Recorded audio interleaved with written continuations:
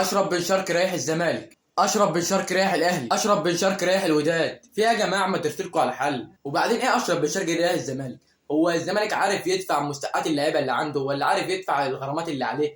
اشرف بن شرقي بنسبه 7% رايح الزمالك، نسبه ضعيفه جدا. وبنسبه 52% اشرف بن شرقي رايح الوداد. اشرف بن شرقي بالنسبه للنادي الاهلي 57%.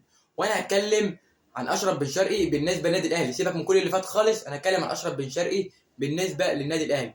اشرف بن شرقي بالنسبه للنادي الاهلي اخر حاجه في حسابات الاهلي، لان النادي الاهلي بيدور على جناح سوبر بديل لبيرسي تاو بعد رحيل بيرسي تاو عن النادي الاهلي، لان بيرسي تاو بقى عنده 30 سنه وما عادش في المستوى اللي احنا عارفينه. فبيرسي تاو الاهلي بيستغنى عنه في الموسم الجاي. انت تقول لي اشرف بن شرقي اللي عنده 30 سنه جاي النادي الاهلي؟ الاهلي عنده حسين الشحات عنده 30 سنه، وحسين الشحات ماشي بشكل كويس جدا.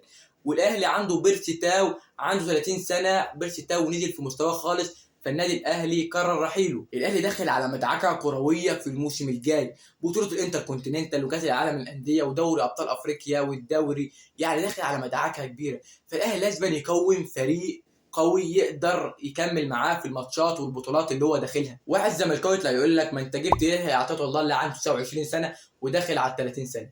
يحيى عطيه الله افضل باك شمال في القاره بعد علي معلول. علي معلول انصاب في وتر اكيلس ولعب مكانه كريم فؤاد، وانصاب كريم فؤاد بقطع في الرباط الصليبي، ودلوقتي الاثنين مصابين. مفيش غير يحيى عطيه الله هو اللي بعد علي معلول في الباك الشمال. ابوس ايديكو بطلوا هبد، ولو انا كلامي غلط اكتبوا لي في الكومنتات. سلام.